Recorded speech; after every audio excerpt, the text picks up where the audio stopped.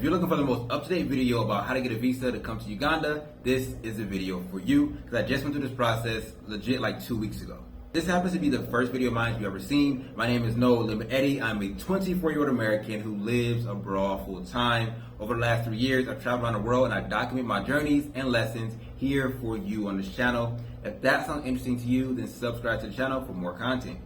All right, so now let's go ahead and talk about the process and what it takes and everything like that. Firstly, if you don't know what a visa is just like a stamp in your passport, essentially, that gives you permission to enter a country and to reside in that country for a predetermined amount of time. In Uganda, as an American, they gave me 90 days upon arrival. That's the max you can get. They will ask you on the application how many days you want. Just off the rip, you might as well say 90 because you're going to pay the same price either way. So if you say 1 day, they're going to make you pay the same $51.50. If you say 90 days, the same $51.50. Why not max it out? Now, with that being said, the process to apply for a visa in Uganda has what is called an e-visa. So countries that I normally like to go to have visa on arrival. So you arrive in a country, show them your passport, they give you a stamp.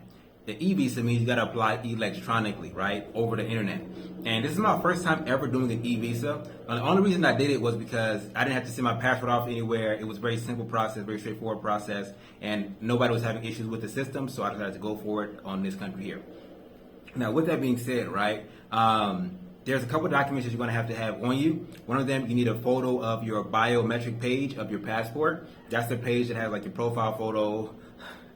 It's not called a profile photo. I'm so internet, my mind is always on the internet. You need to have, that's the one that has like your photograph on there, aka your headshot, that has like your passport number, that has your who issued it, all that type of stuff. That biodata page, you gotta have a picture of that you submit. You need to have a return ticket. Most countries that you go to want you to have a return ticket. It doesn't mean you have to have one going back to your original country, but you need to have one that goes onward, that goes outside of the country that you're in.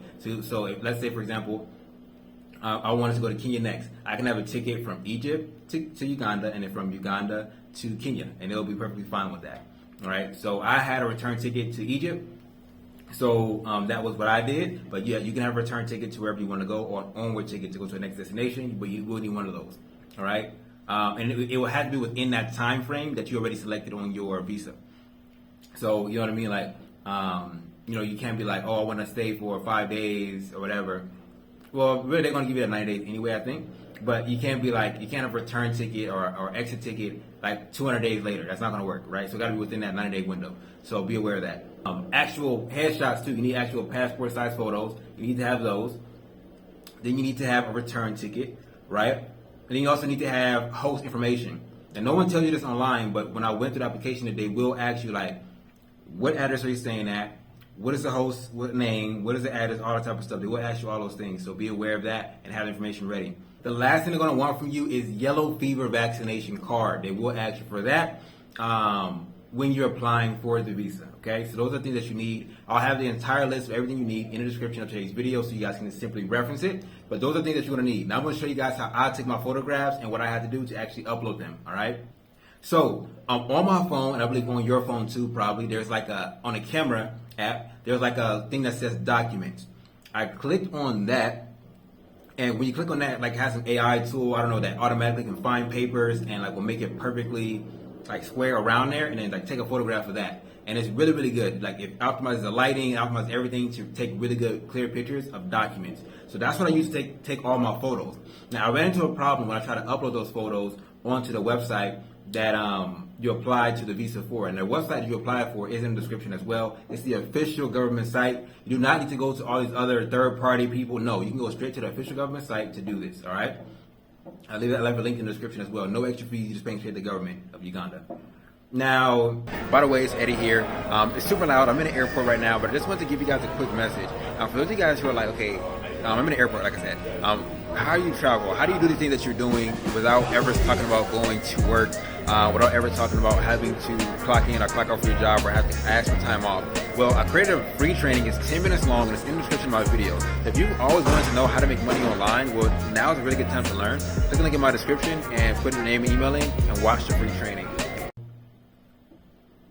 The one thing that was clear, one thing that was important to talk about, right, is the fact that they would not accept those photos. They were like, it's too big, it's too big, it's too big. I tried to like compress the file and that wasn't working, it was still too big.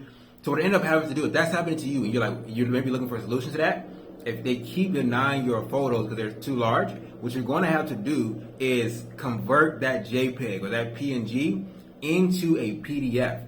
That's what I have to do. Once I did that, it went like perfect, it went like magic. So make sure you guys are doing that if you run into that issue. All right.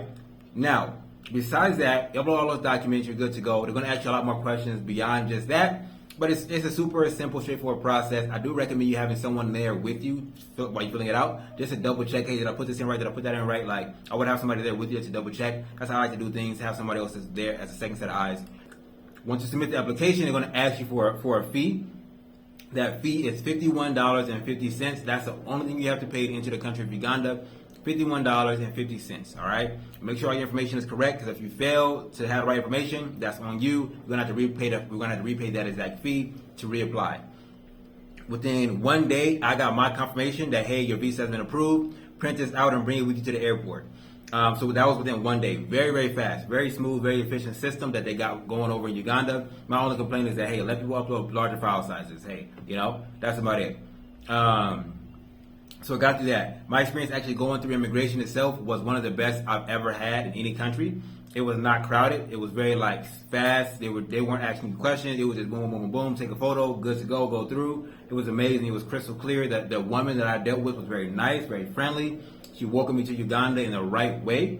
So, and like immigration really does set the tone for how you're going to experience the country. Honestly, if you have a good experience in immigration, generally you have a good experience in the country. If you have an iffy experience in immigration, you generally have an iffy experience in the country. So I respect the immigration staff over in Entebbe Airport in Uganda. Big ups to you guys over there, at least the woman that I dealt with, and even the man that was next to her was very chill as well from what I was seeing. So amazing experience coming into Uganda with immigration. The e-visa process, in my opinion, made it faster, or made it more smooth. They didn't really ask me too many anything. Just boom, boom. How long you staying in Uganda? It's just like chit chat. It sounded like maybe they were interrogating me, but it sounded just like chit chat. They have such nice accents, so maybe that helps a little bit. But man, overall, so good of an experience. Dealing with that. They did not ask me to present any passport size photo when I was there. They did not ask me to present my yellow fever vaccination card while I was there. They didn't ask me to present anything else. It just was, let me see your passport to make sure you are who you say you are. Let me scan it in. Let me take a photo of you and go on about your way, kind sir. That was it. No money came out of pocket. Just everything was paid already online. So it was nice. So yeah, you do have to bring that paper with you to the airport. They're going to scan it. That's really all that it comes down to. So hopefully you guys enjoyed today's video and you're able to take some value from it. And you go ahead and apply for your Ugandan visa. And if you guys have questions about Uganda, I've only been here for 8 days, so I don't know how many I can answer. But if you do have questions about Uganda, feel free to ask them in the comment section below.